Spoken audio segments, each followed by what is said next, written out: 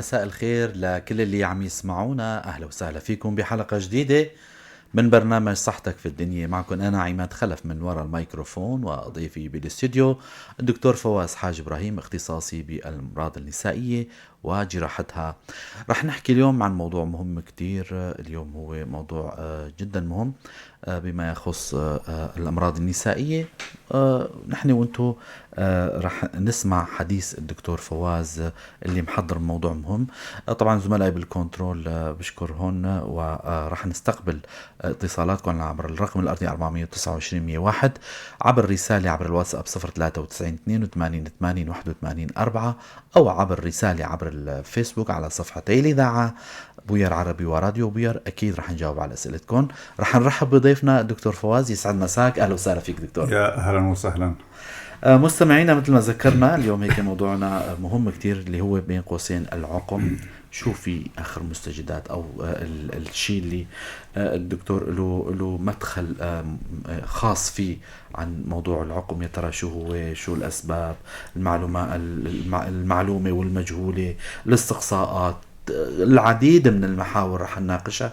لكن من البداية، كالدكتور فواز نتيجة خبرته 35 سنة بمجال النسائية، طبعا يعني مشهود له بالخير أكيد، ومشهود له بالعمل الجاد والسمعة الطيبة. الدكتور فواز، العقم عندكم شو له تعريف؟ العقم تعريفا أي حالة زواج ولم يحصل حمل خلال سنة، طبعا بوجود الزوجين معا والرغبة في الحمل، فبنسميها يعني تجاوزا عن يطلق عليه حالة عقم. حتى بهالكلمة يعني أنا مشكلتي إنه أنا إلي آرائي فإلي آرائي الخاصة، يعني ما بقتنع بكتير شغلات في مجال العقم، خاصة من أول كلمة، من كلمة التعريف. تماما. يعني إنه كلمة التعريف دارجة على لسانك كمان، ونحكيها من الصبح للمساء، بس هي مؤذية وغلط. هالكلمة ما جاي محلها. إنه المريضة أو المريض رأسا ينصدم إنه نحن معنا عقم، بما معنى إنه صعب، ما في مجال. نعم. لازم كان نسميها تأخر حمل. أيوة. تأخر حمل يعني ألطف. والحكي أنا حاكيها من شي 7-8 سنوات بالإذاعات موجودة باليوتيوب وهي كل شيء، تأخر حمل. أما كلمة العقيم فهي نتركها للحالات المستعصية الصعبة العلاج وغير قابل العلاج، مثلا غياب الخصيتين، غياب المبيضين. فبالكتب يقولوا لا، هالحالات نسويها عقيم، نسميها عقيم، والحالات السهلة نسميها عقم. هي العقم والعقيم لغويا كلمة واحدة. يعني بالأجنبي في لهم تعبيرين، infertility هي السهل قابل للحل، أما الثانية sterility. بس بالعربي صاير صدمة، يعني نقول للمريض معك عقم، هالحالة العقم يمشي حال إن شاء الله، بس أنت قلت لها عقم، يعني أنت ضربت كل شيء بعرض الحائط. فالعقم يعني أنا أعيش العقم يعني وجدانيا. نعم. مو إنه مهنة أو أدي واجب أو هي شغلي الشاغل. نعم. بعيشها بتنفسها، بريد أحط نقاط على الحروف بصراحة. نعم. العقم الأفضل نسميها تأخر حمل. أما الحالات اللي مستعصية ما في مجال، كان لازم بس هي نسميها العقم اللي مثل ما ذكرت. فتأخر الحمل مثل ما قلنا أي حالة زواج ولم يحصل حمل، تعريفا حسب الكتب والمصادر لنقول إنه والله في عنا حالة عقم، أي يعني تأخر الحمل. حتى بصياغة التعريف أنا ما مقتنع فيها حسب خبرتي 35 سنة. توصلنا كمان يعني عم نجادل مع نفسنا، مع النتائج، مع المرض. فليش بدنا ننتظر سنة لنسميها عقم؟ بما معنى حتى بالفحص في أطباء يروحوا يتقدموا فحص، بيسألون مريضة راجعتك ما عندها أولاد وبدها حمل و5 أشهر، إيش تقول لها، إيش تسوي لها؟ إذا ما يقولوا إنه والله بدنا نرجع المريضة لترجع بعد سنة، يعتبر الجواب غلط. إذا قال نعالج نشوف تحليل النطاف فيعني يعطوه 0 بالعلامة بعلامة 0 لهالسؤال. نعم. حتى بالجامعات. تماما. فهالشيء غلط كبير جدا. ليش؟ طيب يا أخي إنه ليش ما نعالجها بعد 2-3 يعني؟ مريضة جاية وملحة وقلبها على نار وبدي أولاد، بدي أقول لها روحي للبيت ارجعي بعد سنة ليصير شيء اسمه عقم عندك نسميه عقم لحتى نعالجها، ولا هلا شو رح نعالجها؟ يعني الكتاب هيك بيفرض عليك، يعني هيك اللي رأيي، وهذا رأي غلط جدا. يعني أنا مستعد أدافع عن رأيي أمام أي منصة علمية، إنه يا أخي طيب هالمريضة جاية وسلفا زوجة تزوج ومعه التهابات جنسية. تماما. ويا ما في حالات كتير يعني منتشرة جدا. الانتهاء الجنسي منتشر لدرجة إنه براجع الجوجل والدنيا أمريكا وصلت قريبة من نقطة إعلان الانتهاءات الجنسية صارت خارج السيطرة، وباء. نعم. على وشك أن ينشروا هالشيء. فقصدي الانتهاءات الجنسية منتشرة جدا، فالزوج معه التهابات بروستات والدنيا وتزوج، والمسكينة جاي لا ما نفحصك تجي بعد سنة. طيب شو رح نفيدها بعد سنة؟ أصبع ملتهب أسبوع تعالجها بأسبوع تمام مشي حال. إذا خليت الملتهب لسنة تجي تعالجها فما راح تشوف نتيجة بهالسهولة. وخاصة المرض بيكون أغلب الأحيان صامت من دون أعراض، يعني بيضيع التشخيص ويركض وراء المبيض ويركض وراء الاندومتريوز وتعال سعي تنظير. إذا حدا كشف شيء نقطة التهاب بيعالج بعلبة التهاب بيترك الزوج بيرجع لها مرة ثانية. البولية يكشف اللي عند الزوج بيعالجه بيترك الزوجة. فالدكتور لازم يكون عنده حكمة إنه المرض من وين جاي ولا وين رايح وإمتى يتدخل. ليش بدنا ننتظر سنة؟ هلا حاليا في كتير مصادر أو محاضرين يقولوا والله صار يقولوا 6 شهور. دليل كانوا غلط. دليل كانوا غلط من 10 سنوات وجاي صار إنه يقربوا المسافة بدل انتظار سنة. يقولوا حسوا بالغلط الكبير. لا و6 شهور غلط كمان. مريضة جاي نسوي تحليل للنطاف للزوج يعني ممكن تكون بسن يعني مؤخر كمان. هذا شيء ثاني. لسه عم بحكي بالحالة العامة. يا أخي بدنا نسوي إجراءات وفحوصات غير غازية، ما نتدخل كتير بجسم المريضة يعني بس خصائص بسيطة. تحليل النطاف نسوي في نطاف ولا لا، الزوج مدخن ولا لا. إذا مدخن أو أرجيلة أو شيء ثقيل من هلا ننصحه، لأنه إذا تركنا في التدخين أصلا ما رح يترك، انكتر يقلل.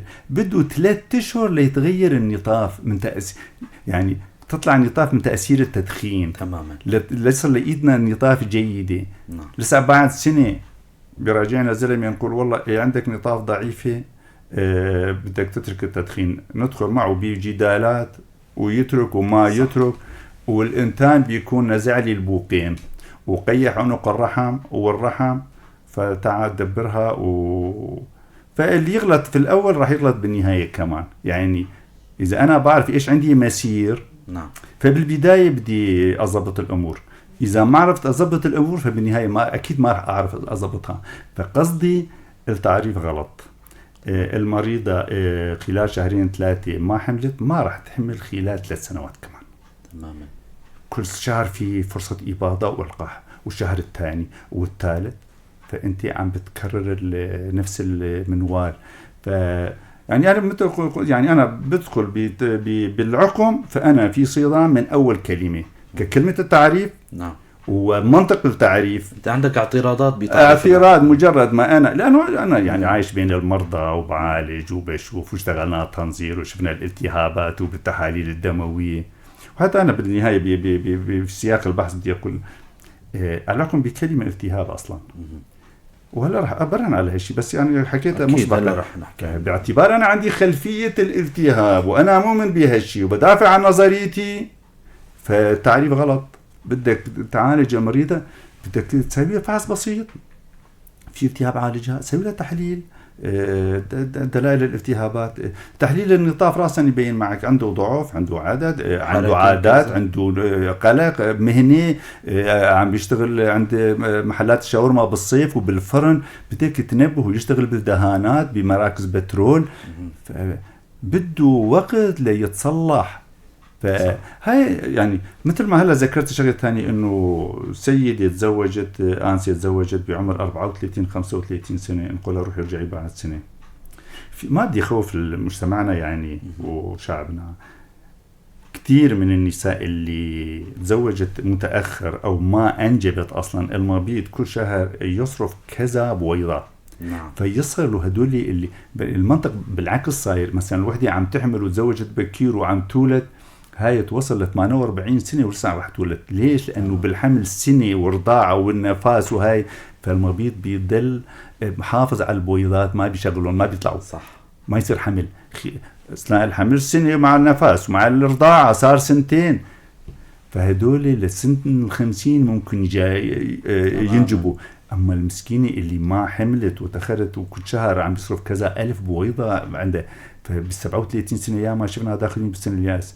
تجينا وحدة متزوجة بسن ال 35 سنة نقول ارجعي بعد سنة، ندخلها بإيدنا معناته فبدك نفهم آلية العقم شو هو لحتى نعرف شلون نتصرف. يعني بالنهاية نحن في خدمة المريض، أكيد. في خدمة علاج المرض، فبدنا نجادل بالمنطق. يعني اللي يشوفني غلط يواجهني بالمنطق، وأنا بتقبل أي يعني توجيه، أي نقد، فأنا بدي أحكي اللي أنا فهمته.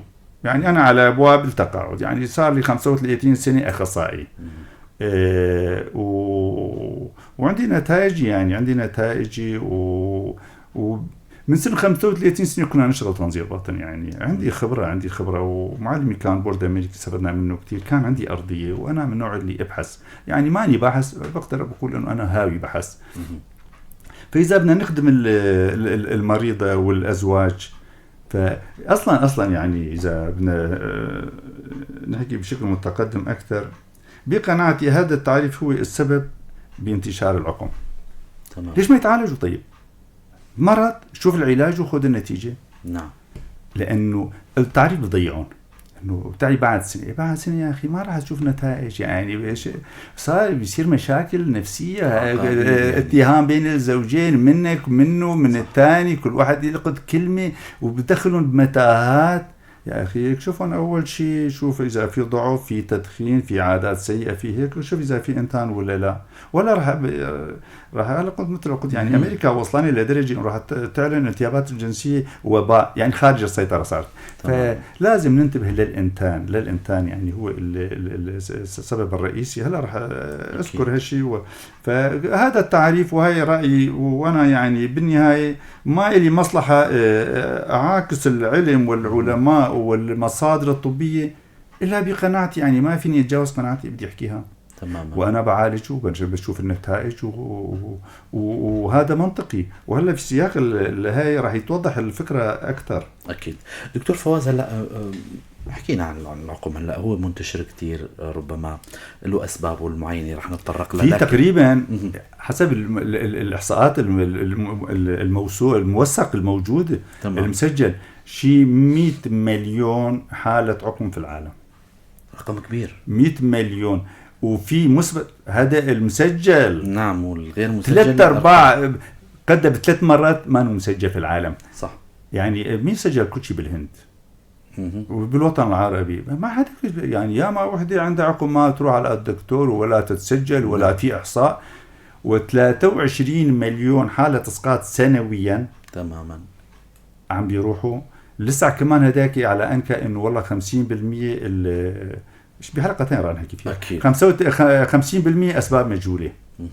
شو راح تقدم إذا عندك الكتاب يقول لك أسباب مجهولة؟ فمساكين ضلوا من دون حلول. لا يعني أنا بقناعتي أنا شفت لنا حلول كثيرة. يعني حتى في العقم إنه والله من بين الأسباب اللي راح نذكرها إنه 25% من أسباب العقم مجهولة. يعني يا أخي بهالوقت الحالي وبهالمناظير وبهالتحاليل وبهالدنيا ولسه 35. طيب إذا أنت شفت المبيض كسبب وعم بتحرض المبيض وعندك من تحت الطاولة في 25% من الأسباب المجهولة، ما راح أشوف النتيجة. السبب مجهول، ننزع له كل شيء. صح. فبدك تبحث فيها، وإن شاء الله بيكون نحن هلا رح نلقي الضوء على السبب. أكيد دكتور، إنه حكينا إنه العقم منتشر كتير، يا ترى شو هي الحلول هلا في موضوع الأسباب الأنبوب، أو نحكي عن الأسباب. تمام. يعني أنا يعني مهمتي بالعقم صاير مزدوجة. يعني أول شيء بدي أحكي المنطق الموجود، المصادر، العلماء والأبحاث إيش عم تحكي، بتحط المشاهد بالصورة والمتلقي وكل شيء، وبعدين بدي أحكي رأي. يعني بحكي رأي لحال ما يصير، بدي أحط العالم بالصورة. الأسباب يعني مع الأسف مثل قلت، يعني أنا في صدام مع كل شيء في العقم. الأسباب الدارجة إنه عند السيدة، يعني الأسباب يعني عموما بيقولوا السيدة هي سبب ثلث الأسباب عندها، والثلث عند الزوج يعني بشكل تقريبي، ولو إنه في تجاوز شوي بالنسب، والثلث بيكون اثنين مشتركين بالسبب. أيوة، عند الاثنين في سبب، في عنده ضعف، في عنده ضعف، في عنده التياب، في عنده يعني في سبب مشترك. ثلث عند السيدة هي السبب. السيدة يعني بيقولوا 40% تقريبا السبب هو المبيض. طيب يا أخي، المبيض من عهد آدم وحواء لهلا عم ينجو وحافظ على الجنس البشري. يعني هل دخلنا من 20 سنة بمشاكل المبيض؟ يعني المبيض إنه متعدد الكيسات. يعني في مثل بيقول إذا مجنون رمى حجر في بحر بدك 100 عاقل اللي يطالعها. طيب واحد يقول لك المريضة عنده مبيض هو السبب وما تحمل، شلون بدك تثبت له إنه مو المبيض السبب؟ يا أخي عم بحرض المبيض ويطلع جراب، يقول لا الجراب ما بيفقع، يطلع الجراب ويفقع، لا ما كان فيه بويضة. يعني شلون بدك تقول له يا أخي عندك سبب تاني؟ في عندك سبب تاني. وشغلة تانية إنه المبيض، يعني بدي أختصر الموضوع. من سنتين مؤتمر طوكيو باليابان اليابان حط تعريف جديد من عنده على المبيض بتاعت الكيسات. بدي أختصر يعني تماما. فقالوا إنه المبيض ما نقول مبيض بتاعت الكيسات إلا يكون في كل مبيض 10 جريبات، مو ولا جراب جرابين تقول بتاعت الكيسات. يعني هذا اللي يقول مبيض الكيسي كم جراب شاف؟ 2 3 5 7 10 12 20. هو بينه وبين نفسه ما نحاطط تعريف حقيقي للمبيض بتاعت الكيسات. اليابان حددوا الجماعة، قالوا لا لازم يكون أقل شيء 10 جريبات، وكل جراب 10 ملي، يعني 1 سم. فتصور حجم المبيض شو بده يكون، مثل عنقود عنب صار. حتى هالحالات كتاب كرنت بيقول لك انه عم يتجاوبوا المبيض بتاعت الكيسات صريح، يتجاوب على الابر على القليل اذا ما تجاوب على الحب. كتاب سبيروف بيقول لك انه هدول اذا نقصوا الوزن وشفنا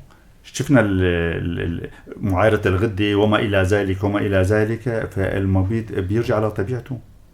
بما معنى أصلا المبيض ما لازم نقول أنه عندنا كيسات إلا إذا كانت الدورة بتغيب كل 3-4 شهور أكثر. مريضة جاية اليوم أو مبارحة عمرها 22 سنة، النحيفة، الدورة كل 30 يوم، قبل ما تجي بتعرف يعني في الوقت المتوقع، وقايل لها عندك مبيض. هالكلام اللي يطلع من تم الدكتور للمريضة هو اللي يسبب له العقم. نفسي عندك منطقة الكيسات، المريضة راح تتوهم شلون هالكيسي وشلون يروح هالكيس. يعني الدكتور يا أخي لازم يكون مركز اطمئنان للمريض. يعني طيب يا أخي أنت تقول مبيض كيسي، فالكيسي له دواء فأعطيها، وما تقول لا حتى قلت له أعطيها الدواء ونشوف النتيجة، ما يشوف النتيجة. إيه طيب الأفضل والله يقول إنه عندك شيء خارق.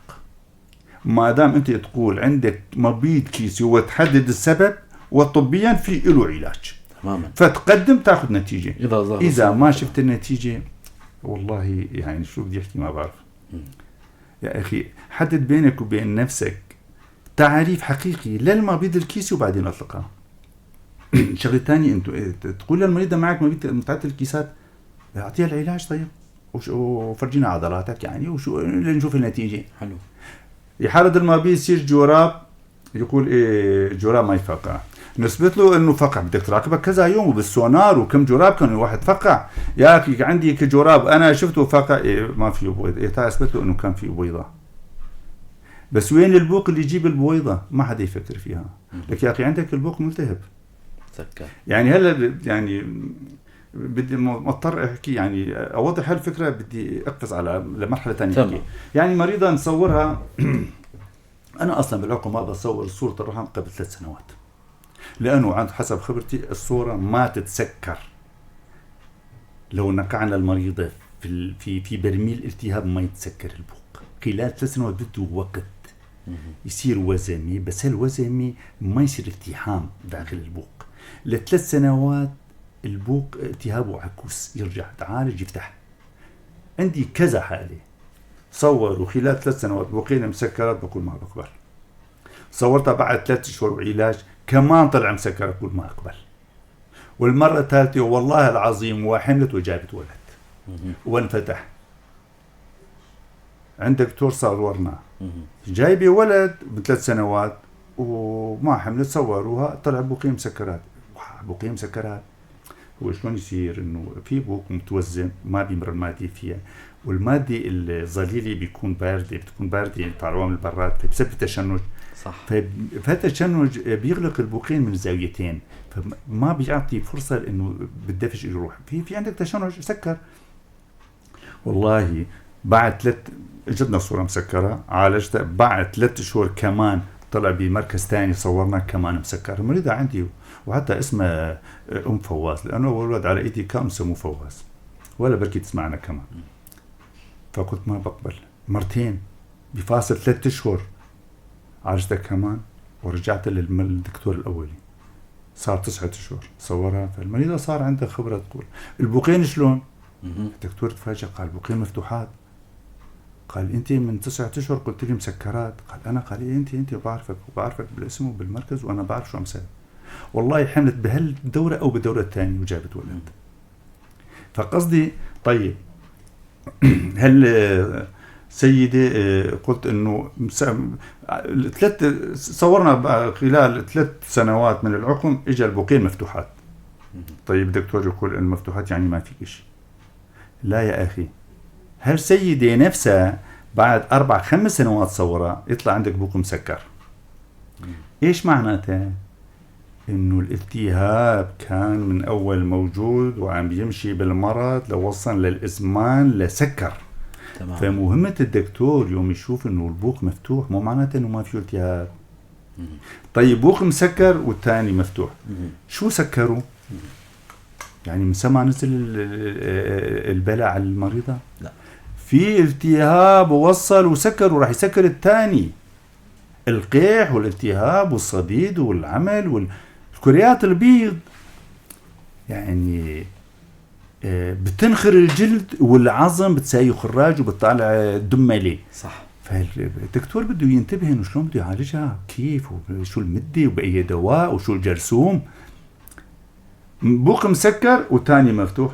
ايه عندك البوق الثاني المفتوح كأنه انه نعمة من الله وراح يصير حل. اللي ما يصير يا عمي، نفس هالمرض اللي سكر هالبوق بعد 6 شهور البوق الثاني راح يلحقه. ادخل على الخط وقف المرض عند حده. فالدكتور بده يفهم آلية المرض. والله بوق مفتوح وبوق مسكر، ايش استفدنا؟ بدنا نفهم ليش صاير هيك. بس و3 شهرين 2-3 تصور والله البوقين جيدات. تيجي مريضة تقول انا صورت البواري انا ما عندي شيء. بسأل هيك كم عرض، يعني انا اسحب الاعتراف المرض من تمه، المرض صامت تماما. فبقول له بطنك بتوجعك من تحت ولا لا؟ تصفن هي والله مرات 70% يقولوا ايه. ظهرك من تحت بتوجعك ولا لا؟ ايه والله. طيب مزعوجة من البول؟ لا. بتفيقي من النوم؟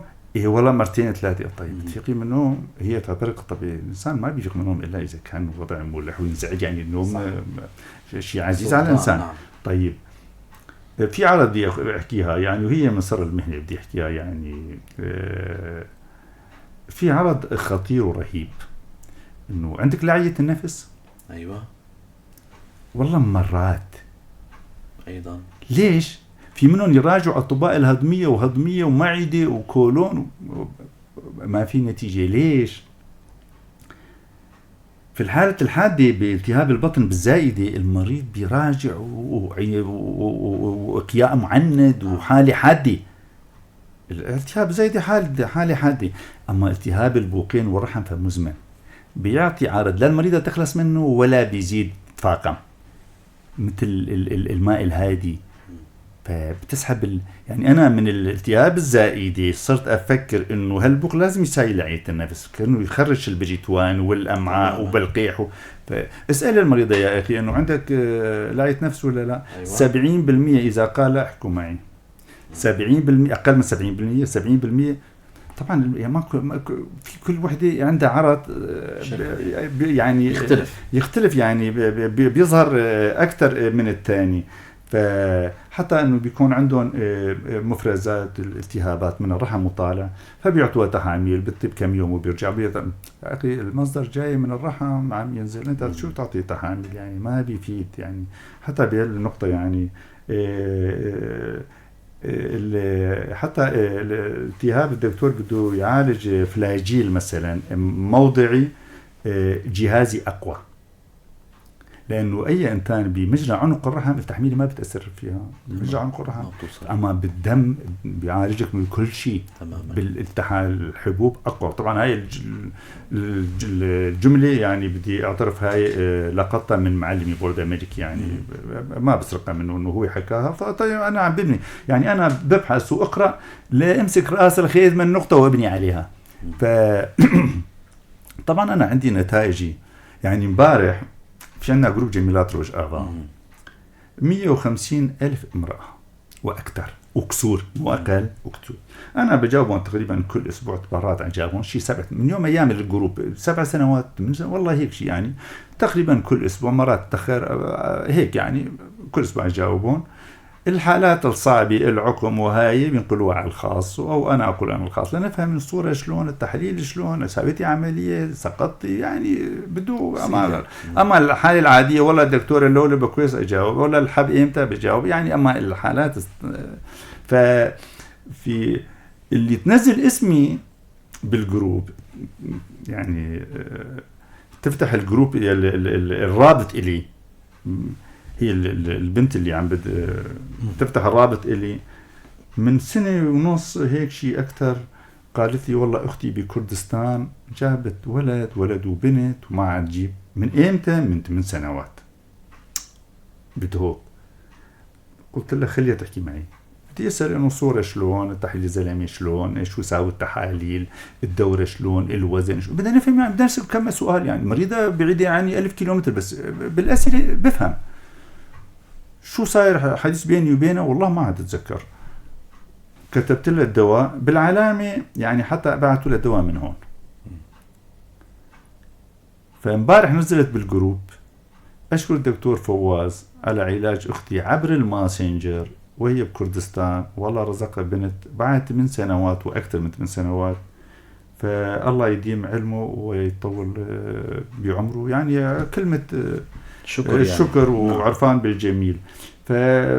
وشكرا له والله يخير لي إياها. هي بكردستان امبارح نزلت أمام 150,000. يعني مخلوقة تحكيها. وحتى قالت لي البنت هلا عمرها 4 أشهر هلا اللي نزلت فيا أخي أنا شو قدمت لها غير على بعت لها دول الالتهاب بس. علاقهم بكلمة التهاب جاي. فالمشكلة إنه 40% مبيض، فلا طبعا صار لكم دورة هالمبيض كأنه وجه دورة السراب. لا يا أخي، المبيض حقيقة قرينا سبيروف، قرينا كارات، قرينا نوفاك، شفنا إيكو، نبحث بالجوجل بالمؤتمرات بالدنيا. الحقيقة شيء تاني. يعني مثل ما قلت أنا أبحث وأمسك رأس الخيط. إذا عندك علميا مثبت إنه 4% بس من النساء عندهم جينات استعداد للمبيض من الكيسات، عنده استعداد. يعني واحد عنده استعداد للمرض النفسي، إذا ما صار عنده شدة نفسية ما يصير معه. في شيء اسمه استعداد. عنده استعداد للسكري، إذا ما صار وزن ما راح يصير. فعنده يعني بأسوأ الأحوال عندك بين النساء يكون 4%. هاي إذا صار عندهم وزن زيادة 10 15 20 كيلو. فأنا بقناعتي اللي ما عنده جينات كمان راح يصير عنده اضطراب في الإباضة. أنا أسميها عسرة إباضة. تنقص الوزن. حتى الكتاب السوري بيقول لك انه مبتعة الكيسات موجوده باخر البحث، تنقص الوزن احصل على الاباضه حتى من دون تهريج بيرجع تماما. خيو آمنا 4%. يا طيب عندنا العقم، أكثر يعني 100 مليون حالة عقم، هاي المسجل هي يعني أضعاف. ف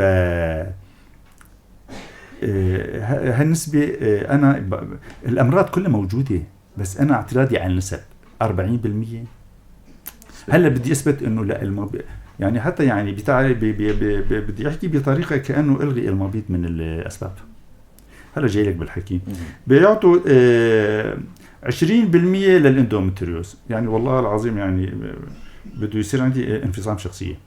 أنا بؤمن بشيء وبشوف شيء، وهالنسب 20%. كتاب نوفاك يعني بدي أحكي يعني كلمة بعترض عليها بدي أشرحها، يعني لو بدي أوصل بالمحاضرة مع بعض نقدر نسويها على حلقتين أو 3 إن شاء الله. بدي أعطيها حقا. طيب كتاب نوفاك الأمريكي بيقول لك النسبة 1% بأول سطر. 1% من النساء عندهم اندومتريوز، مساوينا مسح. بس بآخر البحث إيش يقول؟ الناس اللي عندهم عقم، هاي إذا شفنا المسح بين النساء 1%. تمام حلو. بيقول اللي عندهم عقم معند واللي عندهم آلام بطنية مزمنة في عندهم 20 ل 30% اندومتريوز. دكتور نشرح للمستمعات اللي عم يسمعونا شو هو الاندومتريوز. مزبوط. اندومتريوز كلمة أجنبية، بالعربي اسمها داء البيطان الرحم الهاجر. يعني بيطانة الرحم كل شهر عم تطلع مع الدم لبرا، هالخلايا تتوسف أحيانا عبر البوقين، بيروح شو اسمه بيزرع في البطن. على المبيض خلف الرحم بيعشش وين ما كان. فبدل ما انه كل شهر بيكون دم، بدل ما يطلع لبرا يعني عم بيتكسر وهي جوا، فبسبب آلام. تماما. طيب الكتاب يعني الكتاب هو صادق مع نفسه. اول شيء قال 1% سوينا مسح، فهمنا مزبوط صح. تماما. وباخر البحث يقول انه 20%. يعني شوف الافتراء، بس ما شرح ليش. انا راح اشرح له ليش. هي 1% مزبوط، بس إذا إجانا 100 مريضة عالجناهم، الاندومتريوز ما يشخص إلا إنه نشوفه بالمنظار، ما بنعرف فيه. عم نشوف إنه المريضة عنده، نعالج الالتهابات، حالات الالتهاب تتعالج تروح. شفنا ضعف نطاف عالجناها، إن كان هيك ولا بالدوالي ولا بالحقن وخلص. مش ضعف المبيض حررنا وحصلنا. فبيجمع معك بعد 4-5 سنوات، لأنه التنظيم ما سوي رأسا، بعد 4-5 سنوات من العقم تساوي. فيجمع عندك حالات الصعبة اللي ما استجابت، فيجمع عندك حالات الاندومتريوز هنيك. تمام. فهي يعطيك إيجابية كاذبة، هالنسبة كاذبة، هاي صار بالألف. الكتاب يوم اللي قال لك 1% هي 1%. بس الحالات اللي ما بتتعالج هي اللي كان اندومتريوز وتجمعوا بعد 5 سنوات ساي تنظير. طبعا 20% منهم، مو كلهم، ومو ما كل حالة نساوي تنظير وفي سقط فمعناته اندومتريوز. كمان خطأ كبير. ساوي خزعة نضرب لك التحية. ساوي خزعة اثبتها. تمام. الالتهاب والقيح هو الساقات البطن. يعني الوحدة تأخذني على فكرة ثانية. ساقات البطن عند النساء كثيرة، فبيقولوا هاي من العمليات، أو إنه هاي صاير مع زائدة من زمان، أو بس ما بيقولوا إنه هو طلع من الالتهاب عنق الرحم للبوق وزرع في البريتوان وسوا، وهذا سبب رئيسي. أيضا. طيب ما الرجال ما فتحنا لهم بطن يعني؟ بالضبط. الرجال ما صار معهم زائدة ومفجورة ودرع زائدة؟ نعم. كم من الرجال بعد تاب زايدة اضطروا يفتحوا البطن بسبب سقط؟ ولا واحد. عندك البوق مفتوح يا عمي من الجوف البطن أيوة. يعني في عندك طريق سالك. يعني معلومة حلوة إنه مرات النسوان بيقولوا دكتور يوم الإباضة صار يعرفوا بين الدورتين أشوف شوية دم. مزبوط، عم يصير إباضة يفقع الجراب يطلع معه شوية دم، هالفقاعة دم في أوعية لما يكون. فبين رسائل الجراب البوق بيسحبها بيطالعها مع الرحم بهالنقطة الدم بتشوف. هي يوم يومين وبس، تمام. ترافق مع ألم الإباضة. فعندك الطريق سالك من عنق الرحم للبوق لجوف البطن. يعني ما بقول لك مثل بوري مفتوح، لا تمام. بس المهم عم يتنقل الموجودات، سالك. نعم. عم يتنقل ولو على مهل، الالتهاب يتنقل من هون لهون. فالتقاط البطن مو اندومتريوس ولا من زايد المفجوره ولا لانه فتحوا ساووا قيصريه. والالتهاب، الالتهاب هو السبب الحقيقي، العضو المجاور. فهنا أنا قلت بأنه العقم بكلمة التهاب. ليش؟ أنا بحكي هالكلمة من خلال مجادلة مع نفسي بالعقم الثانوي. مريضة عم تحمل، تولد، تسقط، ولدت حمل صريح، جاب كذا ولد كذا، اسقاط، ولدت حمل صريح، ما نقول اسقاط مشكوك او اسقاط صريح 3 شهور صريح، ووقف عند الانجاب الحمل. اذا سالنا حالنا يعني ايش صار مع هالمريض غير الالتهاب غير الانتان؟ ماء الرحم هو نفسه، تمام، والنطاف هي نفسها، الزوج هو والمبيض اليوم صار صح. كيسي. طيب هلا قلنا انه هي اصلا جينات، يعني اذا كان كيسي ما كان حملت بالاول يعني. بالضبط. فليش ما نفكر بالانتان؟ المشكله الانتان صامت، نعم، من دون اعراض، او انه وحده ولدت اعطوها وصفه انتبيوتيك فقدوا على الحاله الحاده مؤقتا، راحت ضلت بالحاله الازمان، او انه بالاسقاط اخذ الدواء وانتبيوتيك لما يعطي، فقدوا على الحاله الحاده ضل الازمان.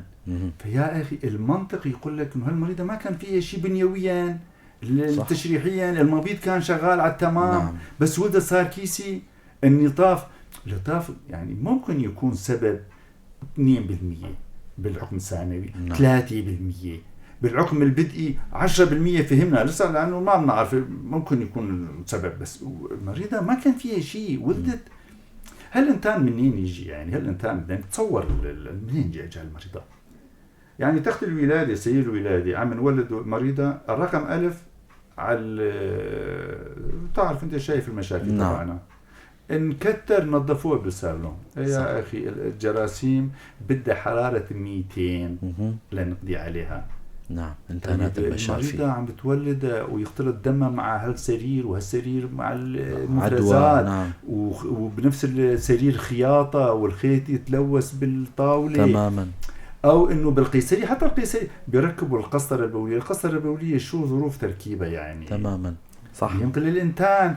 غير هيك في سبب رهيب ما حدا ينتبه له، يعني المريضة تنام بالقيصرية يوم وبدها تطلع تواليت المشفى. اكيد التواليت عم يستعملها نفس التواليت يستعملها اللي كان عنده خراج حول الشرج، صح، واللي كان كيسة شعر، واللي سقطت اسقاط منتن مسوي له كورتاج، نعم، واللي قيصريه، واللي كل القيح كل المرضى عم بيمسكوا هالخرطوم وهالحنفيه، يعني عم ينتقل الجرثوم، صح. عم ينتقل التواليتات المشتركه كلها. مرات تجيني بنت عائلة وطالبة ومحترمة ونعرفهم وأكابر وممتازين ومتدينين، بنت جامعية عندها أعراض التهاب بولي. نعم. منين جاها؟ عم بسأل أنت داومتي بالمدينة الجامعية؟ إيه والله المدينة الجامعية بيستعمل التواليت كذا بنت. إذا وحدة عندها التهاب فبنقول البقية للبقية. من متى جتني مريضة أنا بعالجها من العقم، عندها بنت 4 سنوات وما تحمل. والله العظيم بعد شهر جايبة بنتها 4 سنوات الدكتور عم بتبول وتبكي. تصور يا أختي عم تغسلي حالك بالتواليت وبتغسل نفسها يعني، ومرات ربما حتى بنفس الإيد يعني، ونفس الحنفية ونفس الخرطوم، ما بيعرفوا، ما عندهم هالمعلومة. فهالبنت الصغيرة انعدت.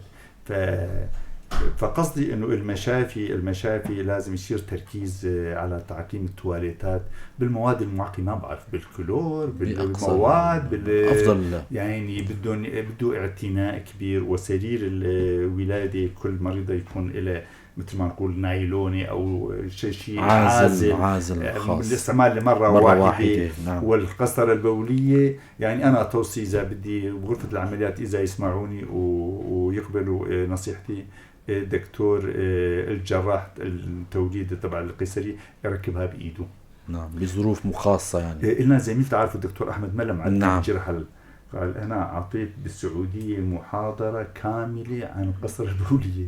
تصور. قلت يا دكتور يعني قصر البولية بدأ؟ قال إيه تعرف؟ قلت ليش؟ قال اليود اللي نستعملها البوفيدون لازم تكون علبة جديدة مختومة. معه حق. بوفيدون يكون نعم. جديد. نعم. ايدك ملوث بالقيح وهيك عم تشيل العلبة. البوفيدون من جوا اذا كان معقم بس خارجه مقيح ممكن يكون فيه عصيات زرق مثلا، بتشيلها بايدك تمسك القسطره. معه حق له شروط. فالتعقيم فالعقم مثل ما قلت بالعقم الثانوي بيصرخ الحاله يعني مريضه شو صار معه، او حطينا 10 نساء ولدوا من 4 سنوات وما يحملوا ما يصير حمل. نعم. شو سبب مشترك لهالحالات؟ الالتهاب. فوين المبيض كسبب؟ وين ما بتاعت الكيسات؟ وين الاندومتريوز؟ فإذا اتفقنا بهالمجادلة بهالطريقة اللي أنا عم بحكيها، فوين الاندومتريوز كسبب؟ يعني هي 1% يا أخي 1% خليه ما نعرفه وتروح على طفل وبعدين إذا غلطنا فيها. أصلا الاندومتريوز نصهم يحملوا وهن موجودين. 2% من النساء اللي جابوا 10 أولاد وساووا ربط البوقين بالمنظار شافوا عندهم اندومتريوز. صح. جايبين 10 أولاد بس 2% منهم عم بقول لك. مو كل حالة اندومتريوز. معلومة تجرني للفكرة الثانية شيء بشيء يذكر. يعني أنا نصيحتي للزملاء وأنا تقاعدت عن العمليات، يعني أي كيسة مشبوه دموي اندومتريوز لا يستأصل بالمنظار، لأنه المنظار بده يفقعها ويسحبها قطعة قطعة، فبينزرع الخلايا. بدل ما كان عندك بؤرة سويتها 1000 بؤرة. أيوة. ما عاد تقدر بينزرع بين الأمعاء وصعب ورتوش. غسلت ما غسلت بيضل. فالأفضل ينشال الكيس جراحي الاندومتريوزية اللي فيها دم وعكر وما بعرف إيش، والمخاطية. عفوا المخاطية معروف إنه كيسة كبيرة وسميك واغلب الاحيان يصير انفتال، وهدول بيكون روحوا اصلا المبيض كامل، فالافضل يستأصل كاملا بدون تمزق. المخاط يوم اللي يتفجروا بينزرع المخاط، هي مو خلايا تنتج المخاط، يعني مو مخاط بس نعم. عندك المنتج، عندك الخلايا اللي تنتج هالشيء، فبينزرع. فبيقولوا عندنا طبيا انه نسيجيا سليم، ما انه خبيث، ما انه سرطان. بالمخبر يقول لك ما في سرطان بس السيل خبيث. شفنا حالات سببت الوفاة بسبب الإلصاقات المتكررة. مؤكد. تفتح العملية وتفكر الالتصاق وتفكر الالتصاق، وبعدين يعني من 2 3 اجت مريضة عندها 3-4 أكياس، فتوجست منها خيفة مثل ما يقولوا انه شو قصتك؟ انه والله انا من شيء 4 5 6 شهور سويت كيسة عملية بكون تمزق معهم او انه هو يتمزق. فراحت على الشام، اساتذة الجامعات تهربوا منها، وانا كمان تهربت منها، قلت ما اقدر اسيطر عليها. يعني انا كنت لسه عم بشتغل العملية بصراحة، فقلت لها بدك ترجعي لجراحك الاول، يعني تماما تفاديا بتجنب هيك حالة. فالعقم إذا بدنا نعالجها وبدنا نفيد العالم، بدنا نستقصي عن الالتهاب الإنتان، هو بيت القصيد، يعني هو بيت القصيد، وما نأجل المريضة لنعالج. يعني عم بقول إنه نستلم المريضة نفحصها إيكو، فحص نسائي، عندها ألم، عندها وجع، عندها التهاب، فحص بسيط، فحص بول، كوريات البيض النسائي، دلائل الالتهاب، فحص السائل المنوي. إذا الزلمة طلع عنده 5-6 كوريات بيض قيحي، شو معناتها؟ بيجي مع واحد انزرع بالرحم، يعني بدك تعالج زوجين طبعا، هذا مثبت. يعني ليش تدخلي بعد 1 و2 سنين؟ اصلا من اول كانوا يقولوا 2 تستنى 2، فبعد 2 شو راح تعالجها؟ فهذا السبب اللي تضيع العالم ويحصلوا على طفل الانبوب بالنهايه بانسداد البوقين. نعم. فاذا بدنا نقدم خدمه للعالم، يعني بدي احكيها من باب الدعابة، اللي ما يؤمن بنظريتي هلا راح يؤمن فيها بعد 10-20 سنة. يعني انا بشوف والله مريضة ما بدي احكي وين ساوت. في دكتور بتعرفوا في مخدر بمشفى نافذ تكنيشن عبد الكريم مهم. ابو بيشنك قال لي شي 10 سنوات دكتور والله عندي مريضة فقيرة مسكينة وهاي من قبلي بتعتني فيها. قلت مثلا خلاص وصل. اشت المريضة أمية 38 سنة 12 سنة عقم ما عندي أولاد جاي ما جايبة معها شيء لا وحدة وجاي ما جايبة معها شيء. مهم. إيش عندك أوراق؟ ما في ولد ضيعنا نقلنا البيت وآجار ودنيا وهي قرفت من كل شيء يعني ومعها حق. مهم. بدنا نفهم شيء. فقالت لي معلومة إنه أنا من سنة سويت تنظير غدا عند أحد الأطباء. إيه احكي لنا. فتقول لي إنه والله الدكتور قال لا ما شفت شيء. مهم. والله العظيم هذا الحكي. قلت يكفي. فهمت. إيش فهمت؟ إيه ما شاف ما بتاع تركيسات. نعم. ولا شاف الألياف ولا شاف اندومتريوس ولا شاف التصاقات ولا شاف رحم مقلوب امامي ولا خلفي ولا ولا ولا ولا إيه شو ضل عنا؟ إيه الالتهاب ما بينشاف فقط الالتهاب صح. ما بينشاف ولو البوق مفتوح للساعة والحمد لله لسه مفتوح التهاب خفيف ومزمن وهيك. فقلت له تمام ما عندي شيء ولا ساويت الا استقصاء والله العظيم. مهم. اعطيته دواء له ولزوجه طوت معه طبعا بالعلاج. والله هي حملت. كان عندي صديق قاعد وهي جاي ساوت تحليل حمل فقلنا له انت حامل. حمل صريح واضح بالايكو وبالتحليل. فمن فرحة انه انهارت مع ظهرها كان للحيط واقفة انهارت. فانا وصديقي جينا طبطبنا على كتفه ودمعت عيون. طبعا فرحة والله صديقي مسى عينه يعني صار يعني لحاله دمع عينه وتعاطف معه.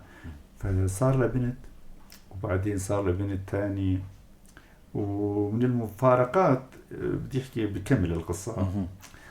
رجعت لعندي بعد 10 سنوات خير بدي أولاد. وين كنتي؟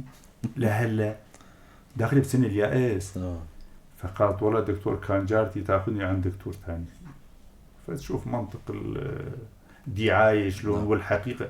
طيب انت عندي من دون ما اكلفك بشيء ولا بعلبة دواء بس جهل خيو جهل منتشر ومو بإيده يعني مسكينة أكيد. مسيرة ما مخيرة فقيرة مسكينة. المهم عندها بنتين ونحن نقدم اللي نقدر أكيد والله مشهودكم بالخير دكتور. إنه الوقت داهمنا كمان إحنا حابين إنه نسلط الضوء على المحاور اللي أنت لسه محضرة وحابب تحكي عليها سواء كان علاج أو نسب لا بدي تحكي تفضل عند الزوج السبب. الزوج بصراحة يعني يوم اللي أنا هلأ عارض الكتاب أو هيك بدي استدل على موجودات في الكتاب بالذات. نعم.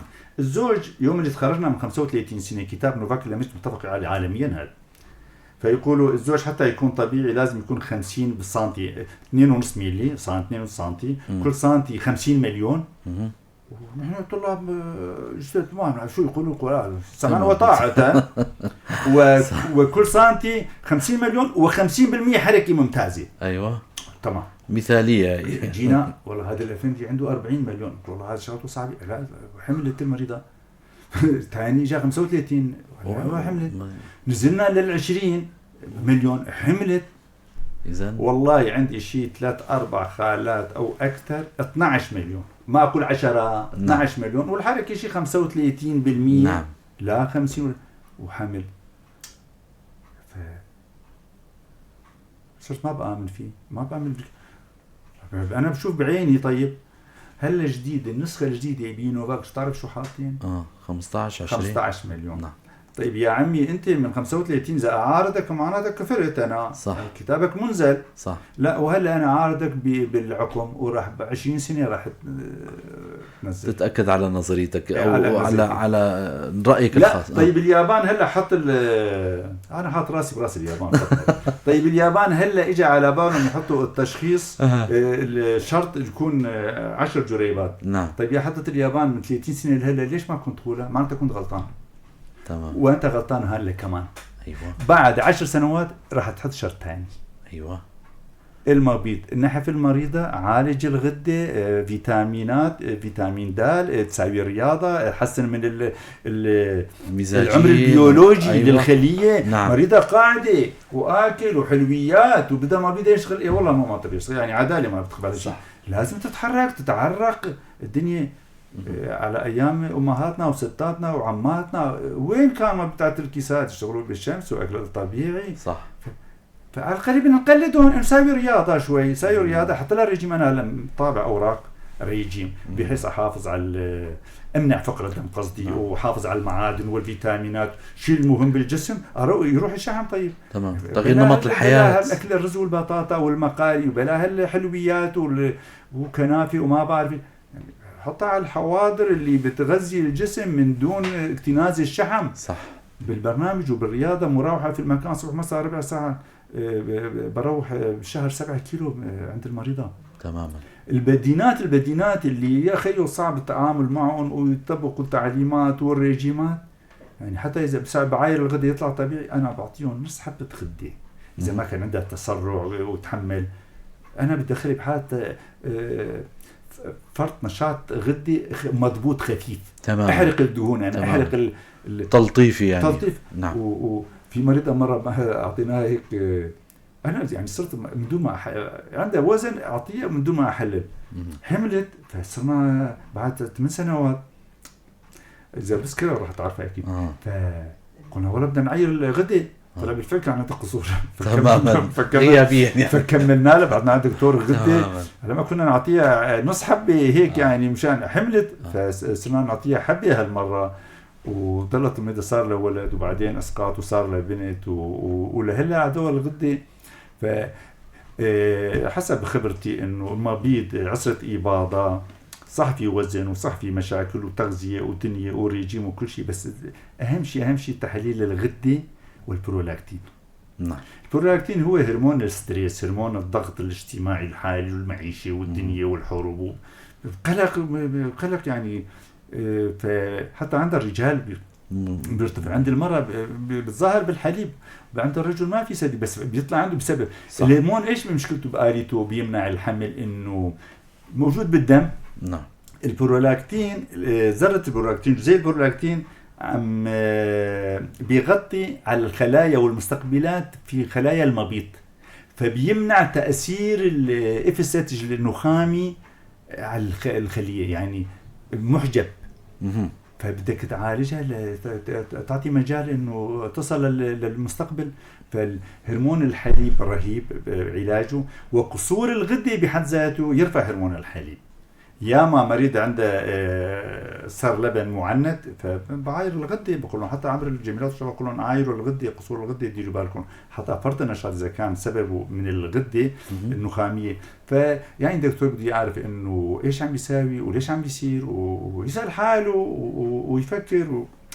فالزوج اذا كان في ضعف اول المهم، يعني واحد بالفرن عم يشتغل مسكين وبالصيف والدنيا، فبننصحه السواق انه ننصحه بس خلصت المهمة انزل اتحرك. يعني الخصية بده تكون الله خلقها تكون باردة، درجة الحرارة أقل من الجسم بدرجتين. تمام. حتى تكون، فاللي تعرضوا للحرارة أو السواقة يعني ذا قاعد 10 ساعات من هون للشام، فبيأثر. والدوالي طبعا هي سبب رئيسي. بس أنا أهم شيء أكثر من الكل هو التدخين. أنا أعتبره كعلاج كيماوي للسرطانات. شلون بيأثر؟ بيهر الشعر وتسمم ونحافة وهلا كشفوا إنه التأثير الكيماوي لعلاج السرطانات هو كان أسوأ من السرطان نفسه. والتدخين فيها 400 مادة اللي هلا كشفوا مادة كيميائية، مو بس قطران ونيكوتين وما بعرف. تمام. مواد أخرى يعني. شلون البترول، يعني البترول مثلا سام للجسم لدرجة انه يسبب سرطان الرئة، او انه مؤكد المثانة. تمام. عم يستنشق وينزل بالمثانة، فبتماس مباشر على طول بيغير بصبغيات الخلايا يحولها للسرطان. صح. طيب والتدخين بسبب سرطان الرئة معروف ليش؟ بتماس مباشر مع القصبات. نعم. بيحول الصبغيات للسرطاني شوه. ويشوه DNA والصبغيات في النطاف. فهالنطاف بتكون مشوهة، يا اما ما بتلقح او انه تنتهي بالاسقاط. تمام. واذا تركنا التدخين، يعني اذا ما قطعوا الزلمه يدخن باكيتين، يعني شو بدكم طبعا انتم بالنطاف الجيده.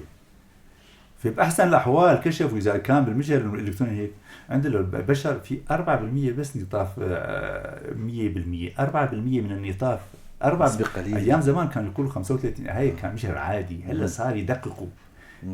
فهذا الأفندي إذا يدخن باكيتين مو بس عنده صفر طبيعي، مديون. هذا بده هذا بده كذا شهر يترك ليرجع للصفر. اكيد. فبجادل معهم كثير واقنعهم وبطول مع المريض، مرات اطول معه نص ساعه، يعني بدي اقنعه اللي يخفف ولا يترك ولا يقتنع.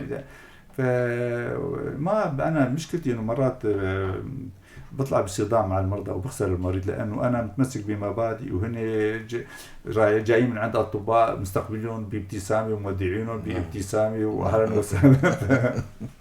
فاطلع انا الخسران على طول. اكيد. انتم في نمط الحياه مثل ما قلت، والقلق والنوم مهم، خاصه هلا على الفيسبوك وعلى التليفونات. النوم مهم. يعني بدي احكي هاي كانه هاي كان في شاعر يقول، هذا درويش تبع الفلسطيني، بيلقي يجي على البيت يتذكر في بيت منقذ، يقول يا ريت كنت حاكي هالبيت وماني حاكي كل شيء. فانا هيك صاير، اذا الشيء فقره اروح على البيت ماني حاكيها، اقول يا ريت انا حاكيها. كويس اللي جاء على بالي. تمام. النوم بدقيقه واحده وقت ذهب. ماشي. النوم ضروري لصحه الانسان من كل النواحي ابدا. يعني هرمون السعادة والمورفينات الداخلية وانشراح الصدر وكله بده يكون في نوم عميق وكافي وبغرفة معتمة، وإلا ما بينفرز. إذا هلا بحثتوا بالجرائم اللي بتصير الفردية والطلاق والدنيا والهيك والخناقات، جميع المشاكل، في نقص نوم عند أحد الطرفين أو عند الطرفين خاصة. في نقص نوم، لأنه الهرمونات الجنسية الذكريه الجنسيه إذا كانوا سويه، فبدأ النوم. أنا أحيانا حتى بنصحهم إنه يشربوا بابونج مهدئة لطيفة أحيانا إذا كان عندهم قلق، تعطيهم النوم. العقم وأي شيء. اللي يثبت نظرياتي وآرائي هي نتائجي، وبعدين التحليل المنطقي والضفة الثانية إنه ما عم يشوفوا النتائج. نعم، هاي المشكلة. عم بيركضوا وراء هالأشياء الجاية مذكور بالمصادر وبالدنيا يا أخي. يعني ما صار لي مجال إنه أعطي محاضرة أو هيك بمركز عالمي أو أحط راسي براسهم أو هيك. بس أنا عبر الإنترنت بقترح الأفكار تبعي وإن شاء الله نخدم المهنة. يعني نخدم المهنة. ربما أكون غلطان، بس أنا أبرئ ضميري، أحكي لي أنا مؤمن فيه. شكرا لكم دكتور. وإن شاء الله أفدنا إن شاء الله. أكيد. وما تأخذونا بركي شوي دكتور ولو حكيت شوي حاد. مشكور دكتور فواز على المعلومات القيمة والحضور الجميل. طبعا الموضوع هذا ما بيخلص بمحاضرة واحدة، بحلقة واحدة، يعني بحاجة لحلقات. يعني شيء أكيد. يا ريت شي مرة نحكي بتنظير البطن إن شاء الله. إن شاء الله على أمل نكون نحضر لحلقة تختص بالتنظير والحضور، ما نخليهم يتيمين إن شاء الله. ألف شكر لكم مستمعينا ومشاهدينا، وشكرا للدكتور فواز على حضوره الجميل والمعلومات القيمة. على أمل نلقاكم الأسبوع القادم ضيف جديد وحلقة جديدة. ضلوا بخير وسلامة.